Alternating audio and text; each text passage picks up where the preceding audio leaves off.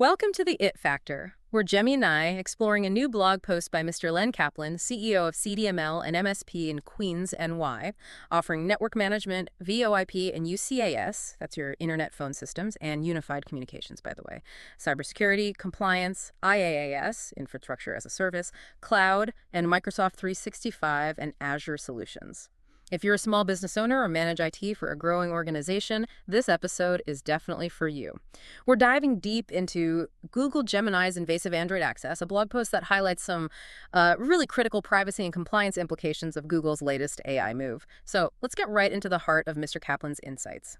Picture this, right? You're running a small business. Your team, they're using their Android phones for work, for personal stuff, probably a mix.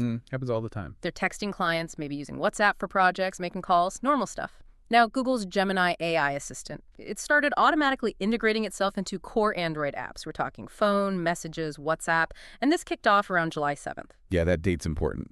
And what's really striking, as Mr. Kaplan points out in Google Gemini's invasive Android access, is this integration. It happens even if users specifically turned off Gemini app's activity before. Right. They thought they opted out, but not quite. Exactly. And most users didn't explicitly say, yes, please integrate. It just happened. Yeah. Sounds like a big deal for personal privacy, sure, but the blog post really drills down on why it's maybe even more critical for businesses. It is. And what's truly, well, maybe insidious is a strong word, but it's the breadth of what Gemini can now do. It's not just, accessing a contact list. It's weaving itself into your actual communication flows. Okay. So according to Mr. Kaplan's blog post, Google Gemini's invasive Android access, Gemini can now access personal and work messages. You can read call metadata. Metadata. So not the call content itself, but who called, who, when, how long. Precisely. Still pretty sensitive information, right? Right. Especially in a business context. Definitely. And it doesn't stop there. It can even launch other applications on the phone, utilities, third-party tools, you name it. Wait, back up a second. You used the word insidious. Most apps ask for permissions, right? We all click allow for contacts or whatever. What makes this Gemini access feel so different or maybe more concerning? Is it just the scope or is there something else going on? It's a really good question. It touches on why this feels fundamentally different. Yes, apps ask for permissions, but this isn't just a standard permission request scenario. Gemini is automatically integrating. It's becoming a default, often without that clear, explicit user opt-in we expect. And it seems to be overriding previous choices users made about Gemini's activity. Ah, okay. So it's the lack of explicit consent and overriding preferences. Exactly. And there's more. It apparently retains AI interaction data for up to 72 hours, even if you've turned app activity off. And crucially, during that 72-hour window, that data can potentially be reviewed by actual humans. Humans reviewing AI interactions for my phone messages or call logs, even if I thought I turned it off. That's the implication highlighted in the post. So it's not just what data it sees, it's that Google's AI, effectively a third party in your communications, is holding on to it and allowing human review. For businesses, especially those under strict rules like healthcare, finance, law, this is, well, it's like a hidden compliance time bomb. Data integrity, privacy, it's all put at risk. It's like giving someone a key they didn't ask for, even when you thought the door was locked. Okay, yeah. That paints a clearer picture. And this is where it gets really urgent for our listeners, the small business owners. Mr. Kaplan emphasizes, look, your employees, they are almost certainly using Android devices. For work stuff, personal stuff, it all blends. It's the reality of BYOD, bring your own device. Great. So if Gemini now has this deep access and it stumbles across sensitive data client names, maybe patient identifiers, financial details, confidential case notes, your whole organization could suddenly be in hot water. We're talking serious violations of major regulations, not just a slap on the wrist, potentially big fines, damaged reputation. It's a practical risk, not just theoretical. And connecting that to the bigger compliance picture, Google Gemini's invasive Android access explicitly flags several key regulations. Think about NYDFS 23, NYCRR 500. It's huge for financial services in New York. Okay. HIPAA and HITECH for healthcare data. Absolutely critical. Can't mess around with HIPAA. Definitely not. Then there's the FTC Safeguards Rule, which covers customer information broadly. The SHIELD Act, another New York-specific one about data breach security notification, and the NJ Data Privacy Act for New Jersey. Wow, that's a list. It is. And imagine, like a small accounting firm in New Jersey. An employee uses their personal Android for client emails. Gemini gets integrated, maybe accesses client financial data fragments and messages. Boom. Potential NJ Data Privacy Act violation, maybe even FTC safeguards rule issues without anyone actively doing anything wrong. It just happened because of the default integration. So the core problem seems to be this opt-out model from Google. It makes it super easy for people, and by extension their employers, to unknowingly fall out of compliance.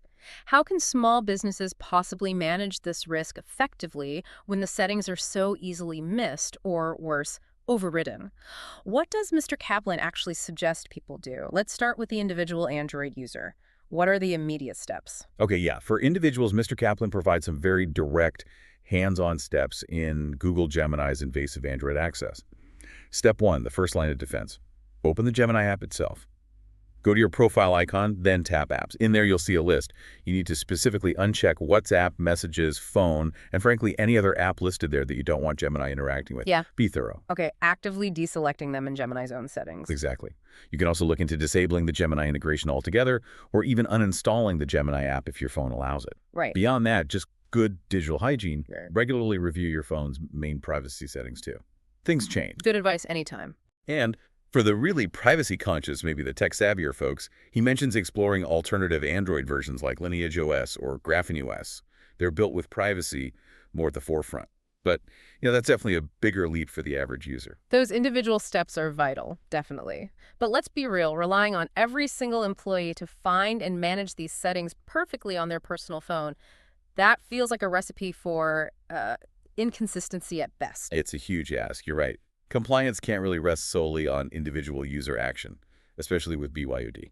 So what about the business side? Are there more centralized, sort of systemic solutions Mr. Kaplan talks about? Absolutely, and this is where it gets more strategic for the organization.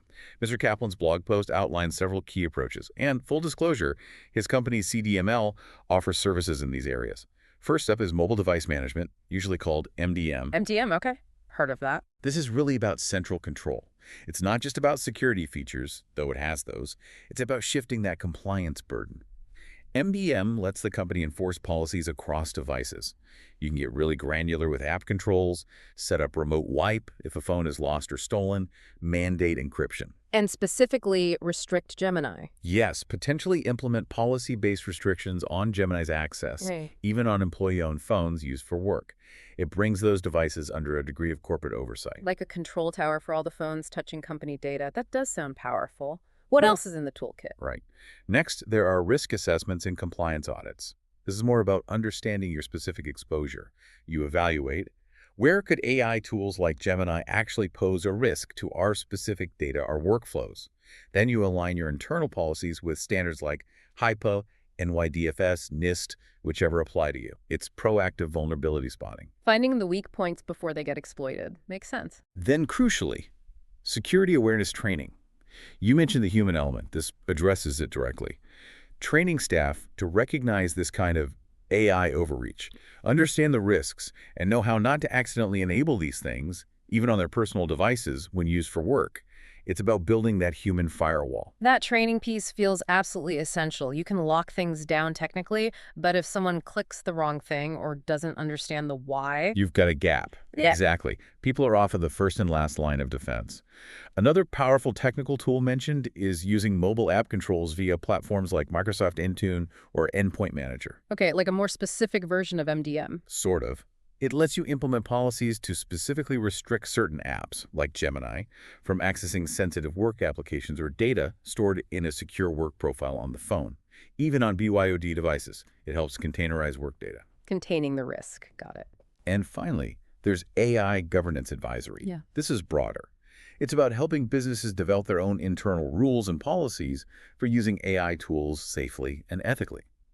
How do we leverage the benefits of AI like Gemini promises the productivity boosts while actively managing the legal, ethical, and compliance risks? It's about finding that balance and setting clear guidelines for your organization.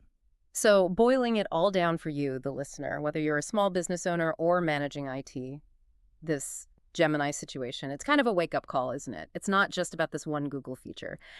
As Mr. Kaplan's blog post, Google Gemini's invasive Android access really drives home, AI is fast becoming a default. Yeah. It's being woven into the fabric of the systems we use every day. Deeply embedded, yeah, by design. Gemini is just the latest, maybe most visible example of this trend. Integrated AI assistants needing or maybe demanding deep access to everything on your device. The potential benefit, sure, they're talked about a lot, productivity, convenience. Mhm. But the privacy and security implications are just as powerful and maybe a lot less obvious until something goes wrong. And that final thought from Google Gemini's invasive Android access is probably the most important takeaway for any small business. If your company handles any kind of sensitive data, and let's be honest, most do, even if it's just customer names, email lists, billing info, and an inspect, you really can't afford to just shrug this off.